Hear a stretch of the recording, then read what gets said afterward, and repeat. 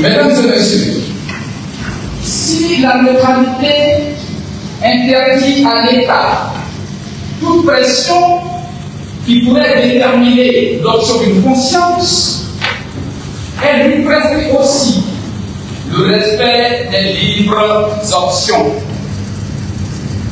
Pour Jean Riveron, professeur de droit, l'État qui n'a ni religion ni opinion philosophique ne doit en imposer à personne. Il doit en outre se garder de porter atteinte au choix que fait chaque citoyen.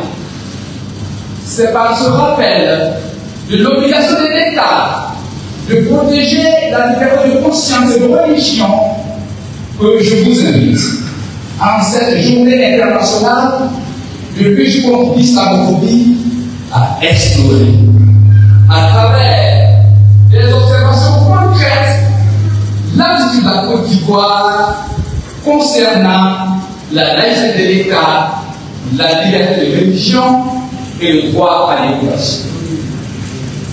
L'objectif de ma communication est de démontrer par l'analyse de faits concrets observés depuis plus de 30 ans que la Côte d'Ivoire, par le biais de ses institutions, adopte une attitude islamophobe. Pour ce faire, je vais employer la méthode inductive des sciences expérimentales, comme la biologie, à travers les étapes suivantes. Observation empirique des faits, qui conduit à l'élaboration d'une hypothèse. Hypothèse qui va être testée par une vérification expérimentale. Et si l'expérience confirme l'hypothèse, on aboutit à ce qu'on appelle une loi ou une théorie scientifique ou une vérité scientifique. Des faits. Le premier cas que j'ai été témoin remonte aux années 1990. Lorsque l'élève Jean-Luc Camerounais, inscrit dans ce qui est aujourd'hui le lycée Mamouko Pédé de l'Énergie, alors le lycée de l'Énergie, a été exclu en raison de son port du voile. Ce cas parmi d'autres a constitué un premier observé qui m'a conduit à émettre l'hypothèse suivante.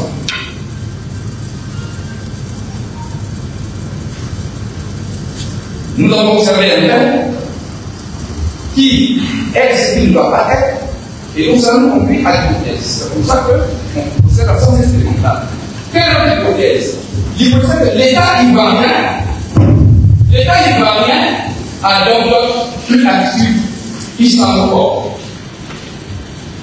Cette hypothèse repose sur la répétition de faits, de tels faits, et leur gestion par les institutions publiques qui laissent peu de place à la justice et à l'État.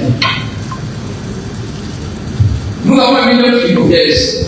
Avant raison de dire que la Côte d'Ivoire a un programme islamophobe ou non, c'est l'expérience qui va prouver ou imprimer notre démarche, notre hypothèse. Il nous faut donc aller maintenant au laboratoire et vérifier notre hypothèse. Et là, nous voyons que ces faits sont récurrents et que l'État est indifférent. En 2000, une élève qui vient d'Annois a été exclue de l'examen du bac au collège des cours sociaux d'Agogo parce qu'elle porte le voile. Elle a décidé de dévoiler son visage pour le besoin du contrôle, mais elle a été rejetée. Et à cette occasion, je voudrais lui dire, nous avons écrit au ministère de l'Éducation nationale, nous avons écrit au ministère des Cultes alors, nous avons écrit à la ministre des Droits de l'Homme, et tout cela est resté sans effet. J'ai même rencontré le directeur des cabinets du ministère de l'Éducation nationale. Il y a eu l'explosion de la CSA en 2003 de l'Institut nationale de technique au Fouet-Boigny de Yamoussoufou, sa sœur aussi avait exclu d'être obligée la même année. Le même phénomène se répétait ici à l'université de Fouet-Boigny, c'est le cas de Bamoussa Koulibaly parmi d'autres.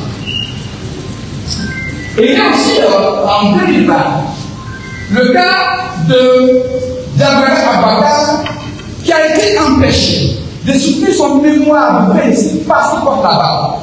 Il n'a pas soutenu la nouvelle, il est revenu pour la mission.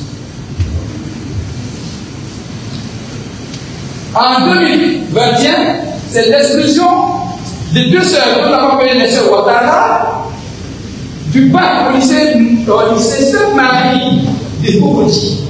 Et là, nous avons commis un conseil de justice pour faire le PV, nous avons ce PV. Et nous avons écrit encore à tous les ministres le dernier cas, c'est celui de ces pauvres enfants, les enfants n'avaient pas demandé. Donc, un H. Mes filles ont été exclues d'une école privée publique parce qu'elles portent le voile. Toutes les négociations que nous avons faites ont échoué.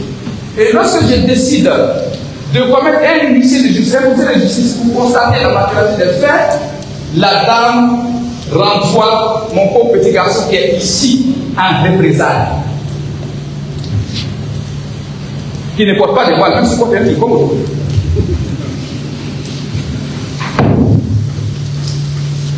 Pour chaque cas, comme j'ai essayé de dire déjà, l'association islamique Al-Mouahidoun a plaidé en faveur du respect des droits en s'adressant aux auteurs de ces actes liberticides ou à l'administration. Chef d'établissement, président de santé examen, ministère de l'Éducation nationale, ministère des cultes, ministère des droits de l'homme, président de l'université, ainsi qu'aux organisations de défense des droits de l'homme. Je vois le MIDH ici que je remercie. Ceux-là ont presque tout aidé à notamment la LIDO, très attentif à nos préoccupations. Ces actes violent tous les engagements de la Côte d'Ivoire, que ce soit au niveau de la Constitution, que ce soit au niveau du droit international. Alors, ces actes que nous avons cités témoignent atteinte au droit à la liberté de conscience et de religion, comme énoncé dans le préambule de notre Constitution, que je cite. Nous, peuple Côte d'Ivoire, réaffirmons notre détermination à bâtir un état de droit dans lequel les droits de l'homme, les libertés publiques, la dignité de la personne humaine, la justice et la bonne gouvernance telles que définies dans les instruments juridiques internationaux auxquels la Côte d'Ivoire est partie, notamment la Charte des Nations Unies de 1947, la Déclaration universelle des droits de l'homme de 1948, la Charte africaine des droits de l'homme et des peuples de 1981, et ces protocoles additionnels, la Constitution de l'Union africaine de 2001 sont promus, protégés et garantis. Ça, c'est l'engagement, mais ce n'est ni promu, ni garanti, ni protégé. Cette même Constitution de la Côte d'Ivoire dispose dans son article 19 la liberté de penser et la liberté d'expression, notamment la liberté de conscience, d'opinion philosophique et de conviction religieuse ou de culte sont garanties à tous.